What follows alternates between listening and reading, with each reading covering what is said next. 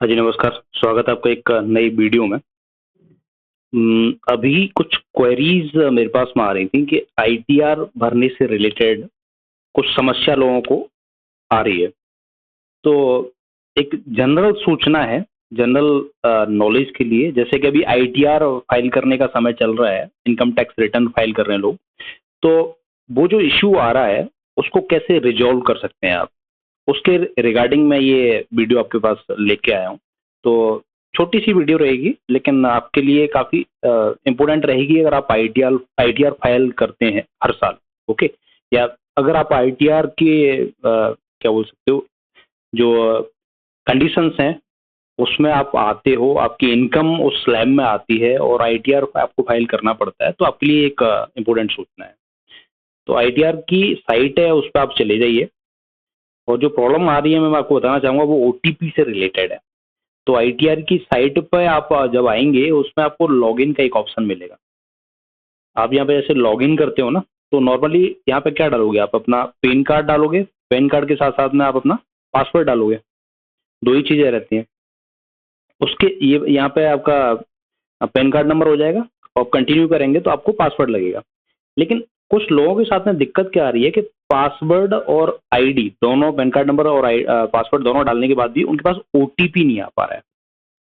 देखो, लॉगिन करने के लिए आईटीआर की साइट को ये चाहिए कि आपको पैन कार्ड नंबर डालना है, फिर पासवर्ड डालना है, फिर एक ओटीपी आएगा जो आपका आधार से रिलेटेड है। आपने आधार और इनकम टैक्स, आधार और पैन कार्ड दोनों कनेक्ट कर रखा है पहले से ही, ठीक है। और फिर आप अपनी साइट में अंदर बढ़ जाएंगे और अपना इनकम टैक्स आप फाइल कर सकते हैं। तो ये समस्या अभी लोगों के सामने आ रही है कि वो पैन कार्ड नंबर डाल देते हैं, पासवर्ड डाल देते हैं, लेकिन ओटीपी आधार वाला उनके पास में नहीं आ पाता है।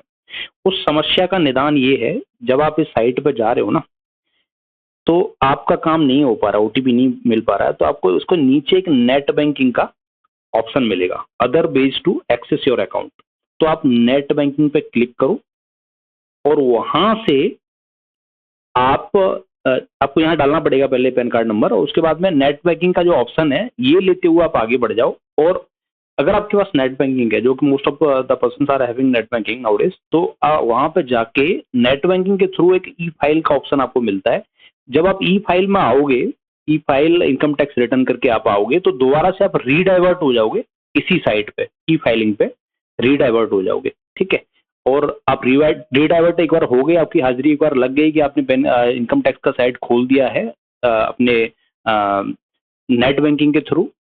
तो जब आप लॉग आउट करके दोबारा से इसी स्लैब में आओगे, इसी साइट पर आओगे, अपना पैन कार्ड नंबर डालोगे और आगे अपना पासवर्ड डालोगे, तो आपको दोबारा से ओटीपी मिलने लगेगा, ठीक है। ये मेरे साथ भी समस्या आ रही थी, तो मैंने भी नेट बैंकिंग के थ्रू इसको हल किया, सॉल्व किया, और उसके बाद में मैंने दोबारा जब लॉगिन करके देखा तो सब कुछ नॉर्मली खुल रहा है, मुझे ओटीपी टाइमली मिल रहा है। तो इट इज जस्ट लाइक कि आपका अकाउंट काफ़ी सालों से, मतलब तकरीबन एक साल तक डोरमेंट स्टेज में चला गया था। तो the income tax department just want कि वेदर यू आर एक्टिव और नॉट।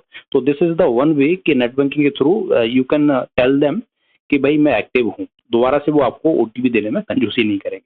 तो this is all from my side. आपके लिए आई थिंक आईटीआर का टाइम चल रहा है, तो ये सूचना इंपॉर्टेंट हो सकती है, क्योंकि मैंने भी जब यूट्यूब पर देखा तो कुछ मिला नहीं इससे रिलेटेड मुझे, तो मुझे लगा कि एक वीडियो बना के डाल देनी चाहिए, जिससे लोगों को समस्या ना आए।